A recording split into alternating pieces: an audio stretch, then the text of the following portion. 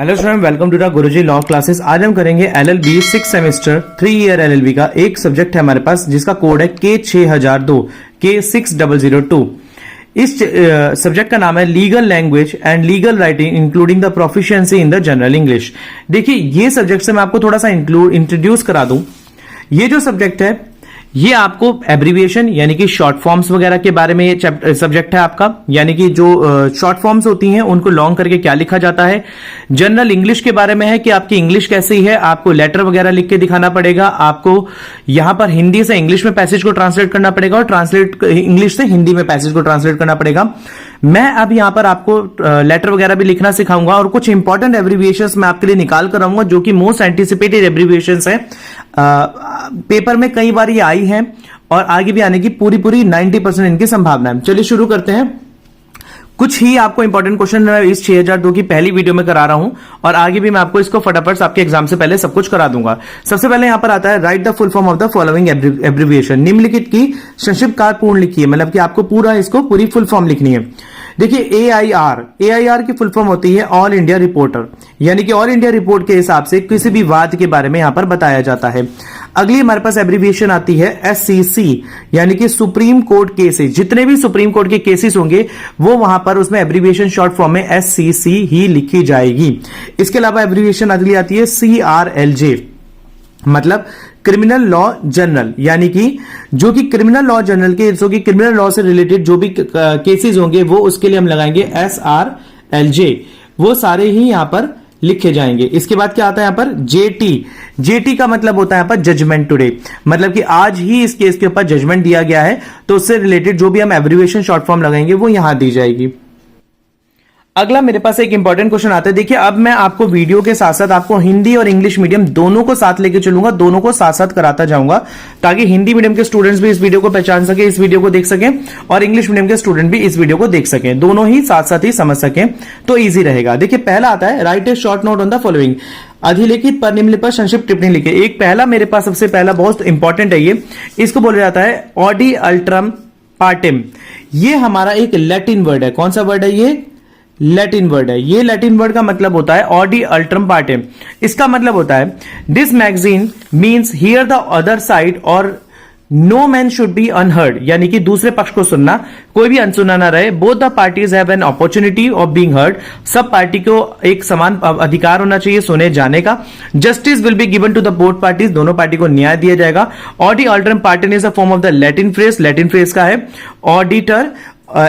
Auditor अल्ट्रा पार्ट्स, it's meaning is also the same, इसका मीनिंग भी सेम ही है as the here the other side, मतलब दूसरे पक्ष को सुने। This is very strong rule which is means, इसका मतलब ये बहुत स्ट्रॉन्ग रूल है जिसका मतलब है no one will be judged without fair hearing, किसी को भी बिना पक्ष की सुनवाई के, मतलब बिना सुनवाई के नहीं छोड़ा जाएगा, मतलब किसी को भी न्याय नहीं दिया जाएगा बिना सुने। The motive of this magazine is to provide the opportunity, इसका मोटिव है कि एक अपॉर्चुनिटी प्रोवाइड करना to other party to respond the evidence against him, मतलब ताकि दूसरी पार्टी को अपॉर्चुनिटी दी जाए ताकि वो अपने खिलाफ, अपने अगेंस्ट, मतलब अपने लिए एक सबूत दे सके, अपने मतलब respond to the evidence against him, मतलब अपने पक्ष में एक सबूत दे सके। हिंदी में यहां पर आता है, हिंदी वाले स्टूडेंट्स के लिए यहां पर बताया गया है इसका मतलब है यहां पर दूसरे पक्ष की बात सुने। इस कहावत का अर्थ है दूसरे पक्ष की बात सुने, यह किसी भी व्यक्ति की बात अनसुनी नहीं की जानी चाहिए। दोनों पक्षों को अपनी बात कहने का अवसर मिलना चाहिए, दोनों पक्षों को न्याय मिलेगा। ऑडी अल्ट्रम पार्टेम लैटिन वाक्यांश ऑडिएटर एल अल्टेरा पार्ट से लिया गया है। इसका अर्थ भी है दूसरे पक्षों को सुनने का समान ही है। यह एक बहुत ही सख्त नियम है जिसका अर्थ है कि निष्पक्ष सुनवाई की जाए। सुनवाई मतलब किसी को भी बिना सुने ना रखा जाए, बिना किसी न्याय सुनवाई के, बिना किसी न्याय के नहीं किया जाएगा, मतलब कि बिना किसी सुनवाई के न्याय नहीं किया जाएगा। इस कहावत का उद्देश्य दूसरे पक्ष को उसके खिलाफ सबूतों का जवाब देने का अवसर देना है, यानी कि इस कहावत का उद्देश्य है कि दूसरे पक्ष को अपने लिए सबूत देने का पूरा अधिकार है। अगला क्वेश्चन यहां पर आता है नेमो जुडेक्सिन कॉजेस हुआ, मतलब कि नेमो जुडेक्सिन कॉजेस हुआ literally translate to no one should be made a जज, यानी किसी को भी जज बनने का अधिकार नहीं इन देयर कॉज, अपने केस के अंदर। According to this principle decision maker must be impartial and unbiased while deciding the dispute, यानी कि जो डिसीजन मेकर होते हैं उनको इंपार्शियल होना चाहिए जो कि डिस्प्यूट को डिसाइड कर रहे हैं। They should not have an personal और फाइनेंशियल इंटरेस्ट, उनका कोई भी पर्सनल फाइनेंशियल इंटरेस्ट नहीं होना चाहिए in this matter being decided, यानी कि जो भी मैटर डिसाइड करने जाने वाला है। Nor should they have any prescribed nation, यानी कि उनका कुछ भी अपना पहले से ही जज कोई भी नोशन नहीं, अपनी कोई धारणा नहीं होनी चाहिए अबाउट द पार्टीज इन्वॉल्व और द सब्जेक्ट मैटर, जो भी पार्टीज इस चीज के अंदर इन्वॉल्व है। This principle is also known as the rule against the bias, and bias means alternative prejudice consciously और the unconsciously by the judgment against the party, और इशू द 3 रूल। यहां पर 3 रूल पार्टी को issue करने के बताए गए हैं। यहां पर the rule against bodies broadly rules of follow 2 principles, मतलब कि 2 प्रिंसिपल्स 2 नियमों के आधार पर है। No one should be a जज इन दिस केस, अपने केस के अंदर जज नहीं बना जा सकता। Justice should not only be done but also seen to be done explicitly, मतलब जस्टिस को सिर्फ किया ही नहीं जाना चाहिए बल्कि बहुत अच्छे लेवल पर दिखना भी चाहिए कि जस्टिस किया गया है। चलिए इस क्वेश्चन को हिंदी के अंदर पढ़ते हैं कि हिंदी वाले स्टूडेंट्स के लिए क्या कहा गया है। उसकी पास में कोई न्यायाधीश नहीं है, मतलब वो जो भी व्यक्ति है, इसका मतलब है कि कोई भी व्यक्ति अपना खुद का न्यायाधीश नहीं हो सकता। देखिए वो था लैटिन वर्ड, उससे इंग्लिश बनाया, इंग्लिश से यहां पर हिंदी में लिखा हुआ, आप चाहे तो इसको इंग्लिश में ही लिख सकते हैं हिंदी वाले स्टूडेंट भी।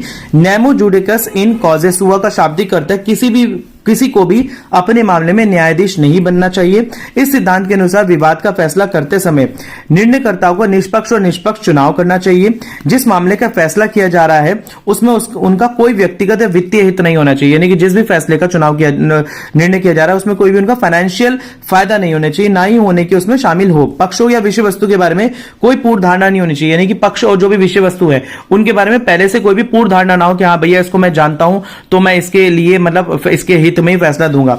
इस सिद्धांत को पक्षपात के विरुद्ध नियम के रूप में भी जाना जाता है, यानी कि पक्षपात के विरुद्ध, बायसनेस के विरुद्ध भी इस नियम को जाना जाता है। पक्षपात का अर्थ है कि न्यायाधीश द्वारा जानबूझकर अनजाने में पक्ष या मुद्दे के विरुद्ध कोई भी सक्रिय पूर्वाग्रह ना हो, यानी पक्षपात का मतलब है न्यायाधीश जो है जाने या अनजाने में मुद्दे के विरुद्ध या कोई भी सक्रिय पूर्वाग्रह ना हो, मतलब कि जो भी मुद्दा है उसके विरुद्ध पहले से कोई न्यायाधीश अपनी धारणा ना बनाकर बैठे कि हाँ मैं इस पर यही फैसला सुनाने वाला हूं, दोनों पक्षों को ध्यान से सुने और तब फैसला लिया ना चाहिए। पक्षपात के विरुद्ध नियम मोटे तौर पर 2 सिद्धांतों पर आधारित होता है, यानी कि जो पक्षपात का नियम होता है मोटे तौर पर 2 सिद्धांतों पर आधारित है। पहला, किसी को भी अपने मामले में न्यायाधीश नहीं बनना चाहिए। न्याय न केवल किया जाना चाहिए बल्कि स्पष्ट रूप से न्याय होते हुए दिखना भी चाहिए। देखिए इसका मतलब होता है कि किसी को भी अपने मामले में खुद का न्यायाधीश नहीं बनना चाहिए और न्याय जो भी किया जा रहा है ना तो सिर्फ किया जाए बल्कि दिखना भी चाहिए। तो स्टूडेंट्स ये थे बहुत 2 इंपॉर्टेंट क्वेश्चंस जो मैंने इस वीडियो के अंदर कराए हैं। आशा करता हूं आपने अगर मेरा चैनल लाइक शेयर सब्सक्राइब नहीं करा होगा तो प्लीज कर लीजिए, और यदि आपको ये पैटर्न पसंद आता है कि हिंदी और इंग्लिश मीडियम दोनों स्टूडेंट को मैं साथ साथ करा रहा हूं तो प्लीज मेरे को कमेंट सेक्शन में लिख के बताएं, और अगर नहीं पसंद आता है तो मैं उनके लिए हिंदी और इंग्लिश मीडियम स्टूडेंट्स के लिए अलग से भी वीडियो बना दूंगा। तो अगली वीडियो में मिलते हैं कुछ और इंपॉर्टेंट क्वेश्चन के साथ, तब तक के लिए धन्यवाद।